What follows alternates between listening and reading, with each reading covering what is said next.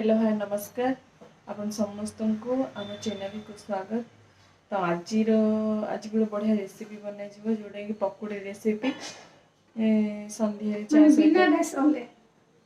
चा सहित खाईपर बिना बेसन में केमती पकोड़ी बन तो आज मम्मी बनइबे पकोड़ी।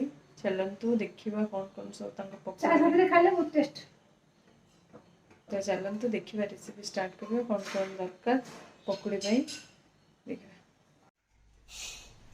ये चूड़ा चूड़ा को माने पानी रे पके 4-5 थर खंडे धोईदेला बेटे नरम हो।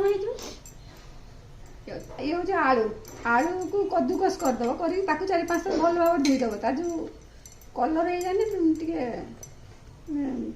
कला काला टाइप सी धोई हो धला धला हो। ये तो पियाज सर सर कर काटिदेव गोटे पियाज हो गोटे कप चूड़ा नहीं गोटे आलू गोटे पियाज आउ किछिटा 2 टेम्प खंडे जो भेसुंगा पत्र आउ नाली लंका कलर पाई जमती नहीं पारे स्वाद अनुसार जमती खाए लंका। ये हलदी हलदीटा भी कलर देखा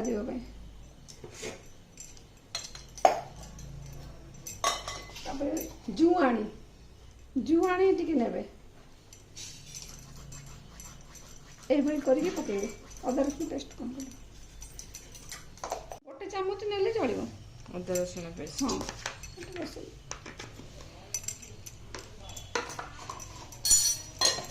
लुण स्वाद अनुसार पके ताकि भल भाव में मिसेदेव दरकार जब पड़े पानी भी दे हम तो पानी देदेव चूड़ाटा टी टाण थिला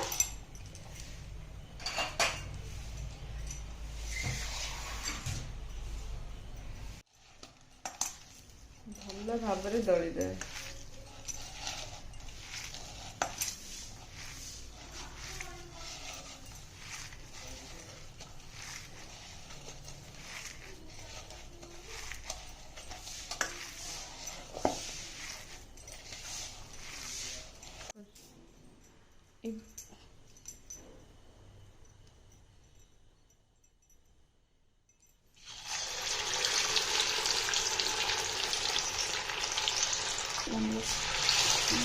बेसी गोल मोटा करूनी कहीं भीतर कंचा रही जिते पतला पतला ठीक है ना पकुड़ी भली करदे छोट छोट